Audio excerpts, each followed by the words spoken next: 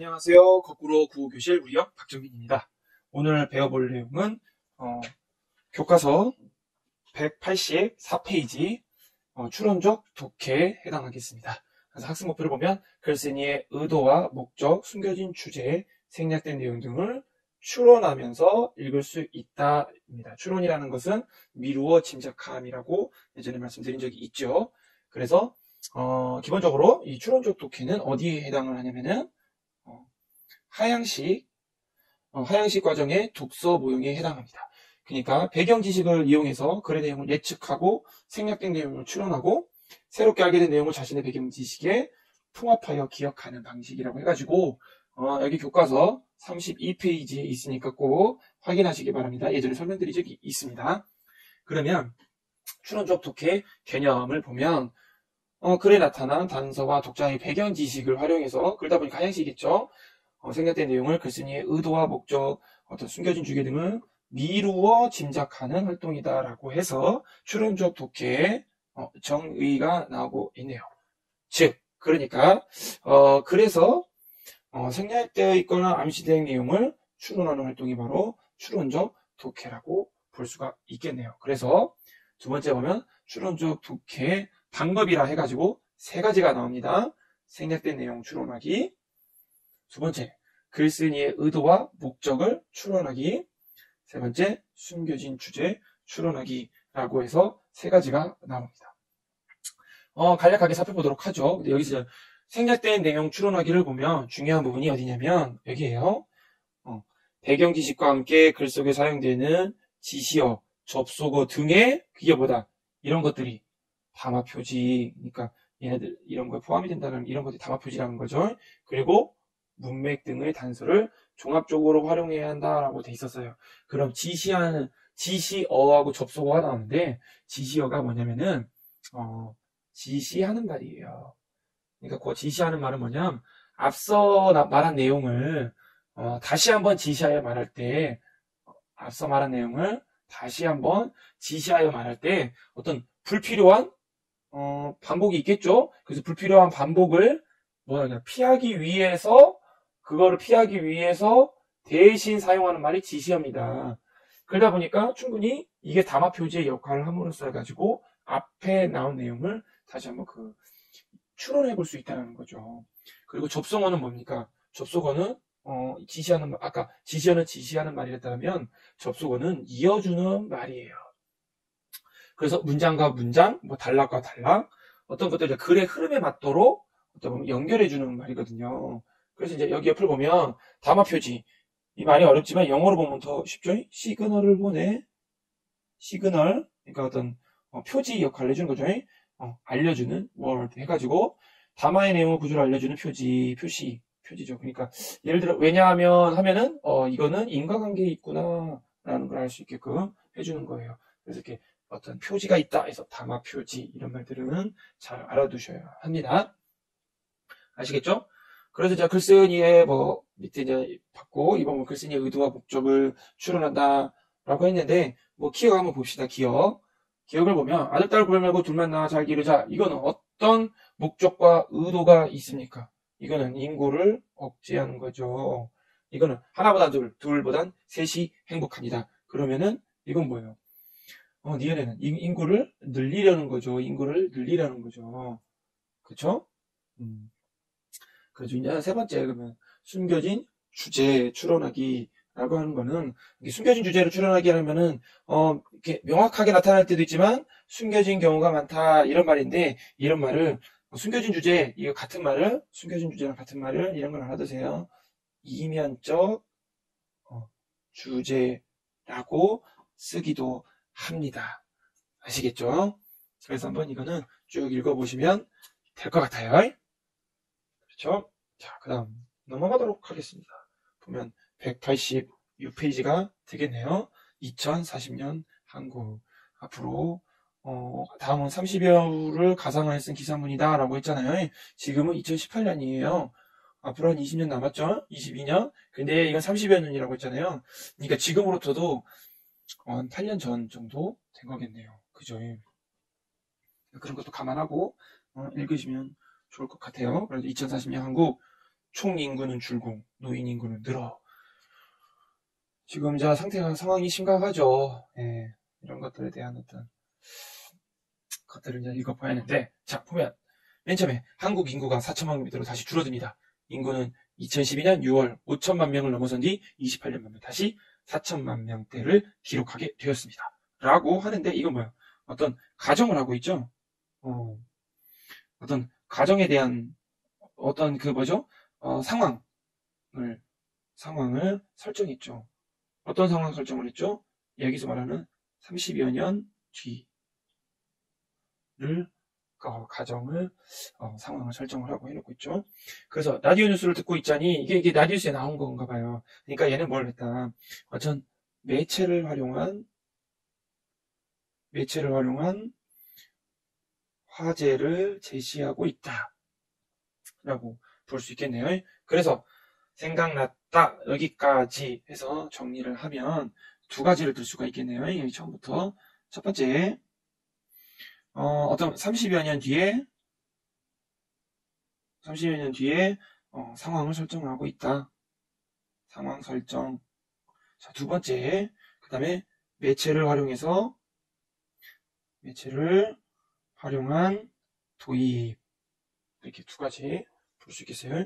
그래서 당시 한국에는 2050 클럽이라고 생겼는데, 이거는 어떤 여기서 말하면 어떤 선진 국가의 상징에 해당하겠죠. 그렇죠? 이거 2만 달러, 이거 5천만, 여기에서 나오는 숫자겠죠. 그렇죠? 그래서 한국의 2050 클럽의 진입은 의미가 컸대요. 일제수탈과 한국전쟁으로 잿더미가 된 상태에서 맨주먹으로 이렇게 일궈낸 쾌거라고 이렇게 나오네요.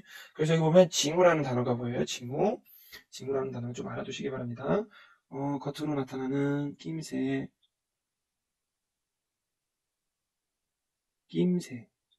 이 낌이야, 낌새. 그래서 근데 이제 하지만 젊은이들은 결혼과 육아에 대한 부담을 크게 느꼈고 크게 느꼈고 굳이 힘들게 아이를 낳아 키울 생각도 많지 않았다. 어떻게 보면은 문제를 해결하려는 어떤 노력이 뭐였다? 부족했다. 라는 부분을 알 수 있겠네요. 그래서 김 씨가 어렸을 때 불쩍거리고 그리고 막 극심한 정체를 빚었고 그래가지고 20살에 올라온 서울은 더 심했고 그냥 지금도 뭔 소리가 난다. 그러니까 막 과거에는 뭐 했다. 여기까지 보면 과거에는 굉장히 많은 인구수로 북적이고 있었다라는 거예요. 그죠? 그래서 여기까지 여기까지 이 색깔을 달려봅시다. 여기까지 해서 내용 두 가지 요약을 하면 여기까지 여기서부터 그렇죠? 그러면 한국이 2050 클럽 진입. 그러니까 선진국가 이제 나란히 하게 됐다 이거고 또 김씨의 과거 회상. 인구가 참 많았었다. 이거예요.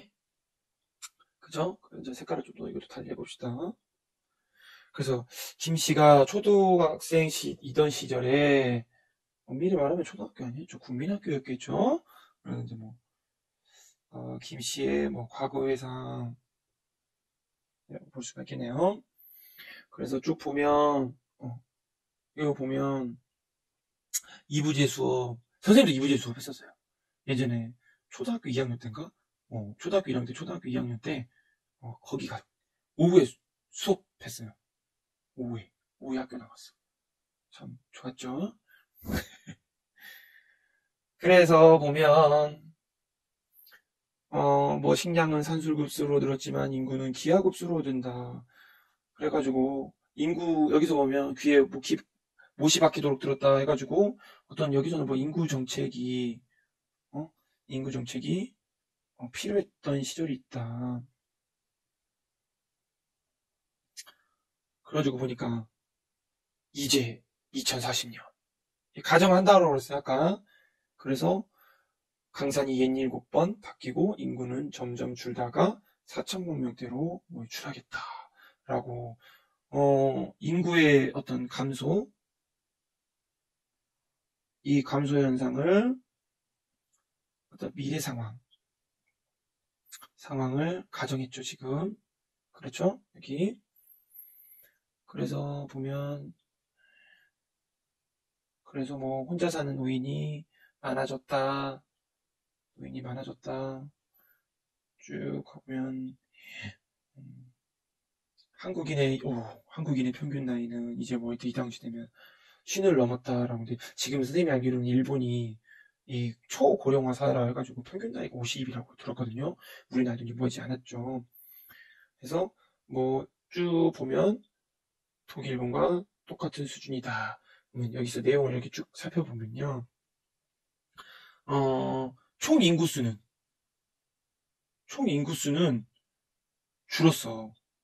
줄었는데, 여기서 보면은, 가구수는 늘어요. 왜 그런 줄 알아요? 왜냐면, 가구수가 왜 늘었냐면, 혼자 사는 노인 인구가 증가해서. 혼자 사는 노인의 인구가 늘어나서 가구수는 증가하는데, 총 인구수는 떨어진다. 라는 거. 이렇게 쭉 보면, 이것도 보면 알겠죠? 여기 보면, 이 총 인구수는 줄고 있잖아. 그죠? 총 인구수는 줄고 있지. 그래서 일본과 똑같은 수준이다. 이제 여기까지 해서 특징은 여기서부터 여기까지 해서 특징은 두 가지가 인구가 많던 시대와 비교. 인구가 많던 시대와 이제 어떻게 비교되는 거야? 총 인구수는 늘지만 혼자 사는 노인이 증가해서 인구가 증가해서 가구수는 늘었다. 하지만 총 인구수는 줄었다. 이런 내용이고, 이제 두 번째는 가족 구성의 변화가 있었다. 어떻게 보면 대가족에서 핵가족으로 구성이 변했다. 이런 말이에요.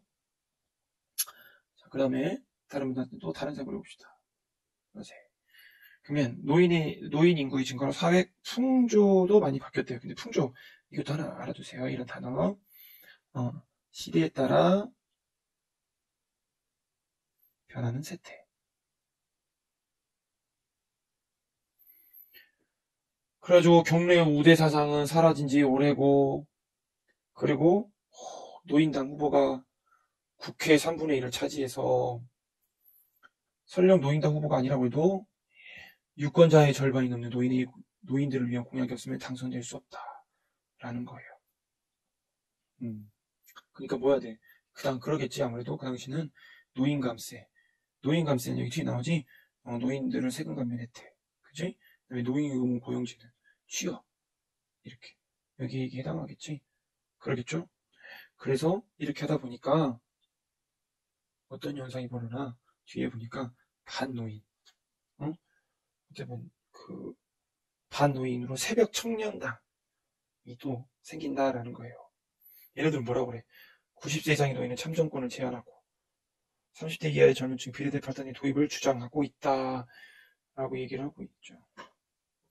이런 거 사회적 문제가 심각을 하죠. 어떻게 보면 대화나 이런 것들로 많이 해결을 해야 할 부분이 필요하다고 선생님도 생각을 합니다. 그렇죠? 그러니까 나중에 뒤에 보면은 뭐라고 나오냐면 여기 나오죠. 직장인 한 명이 노인 한 명을 부양해야 하는 셈이다. 이렇게 나오잖아요. 그러니까 젊은이들이 뭐예요? 젊은이들의 어떤 부담, 이 무슨 부담? 부양부담. 이 부양부담이 굉장히 증가했다라는 거죠. 그러죠? 그래서 이제 여기까지를 보면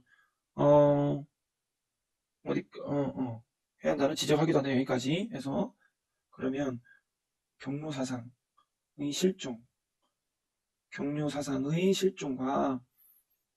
실종과 세대 간의 갈등. 나는 이름 이렇게 쓰고 있는데 여러분들 긍축기다가 막 이렇게 쓰면 안 돼. 이렇게 코너의 구석에 이쁘게 잘 써야 돼요. 나는 이건 지금 이 모니터 위에 반사하는 거니까. 알겠죠?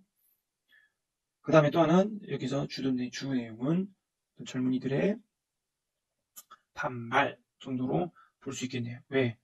생산 가능 인구가 어떻게 되니까? 생산 가능 인구가 줄어들으니까.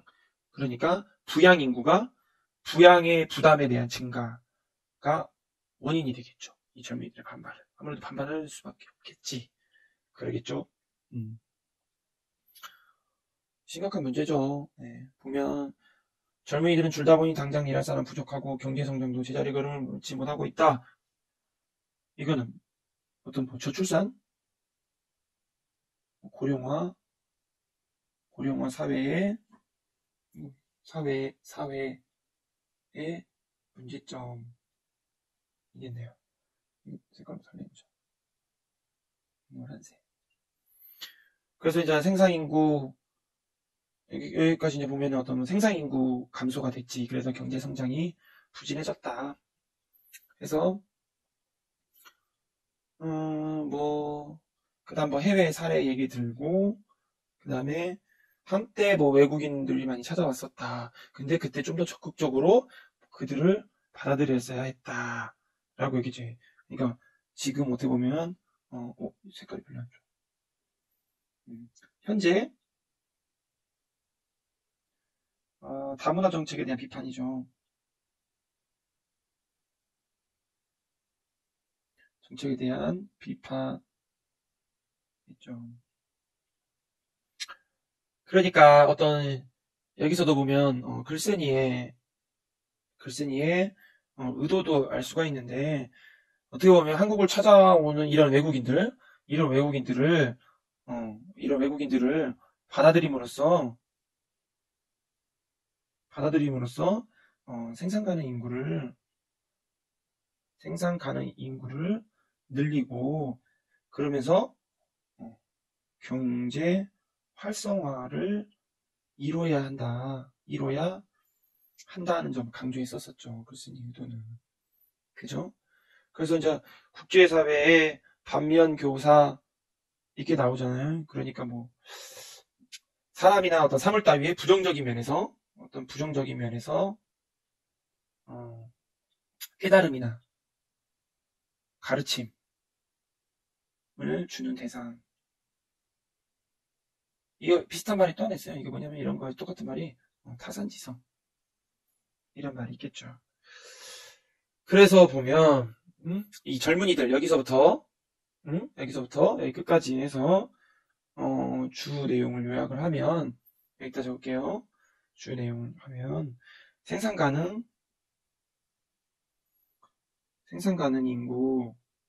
인구가 줄었다, 급감했다, 이 내용이고, 두 번째는 아까 그 현재 다문화 정책에 어떤 비판이 있었잖아요. 그러니까 곧 인구 정책이 실패다. 아까 외국인들을 받아들이지 않음으로써 해서 국제사회의 반면 교사가 되었다라는 거죠. 자, 해가지고 여기까지 해서 이 내용을 한번 쭉 살펴봤는데, 보면은 이 글은 2040년 상황을 예측해서 작성한 기사문이잖아요. 그렇죠? 그래서 2040년 현재 70세 노인이 된 한 여성이 과거 한국 상황을 회상하는 것으로 이제 기사가 시작되는 거죠. 그렇게 해가지고 어떤 다양한 도표들도 이렇게 나오죠. 이런 거. 이런 다양한 도표들을 통해서 그를 이해를 돕고 있고, 그리고 어떤 가정 상황을 이렇게 제시를 했다라는 거 알아볼 수가 있었겠네요. 자, 그래서 여기까지 하도록 하겠습니다.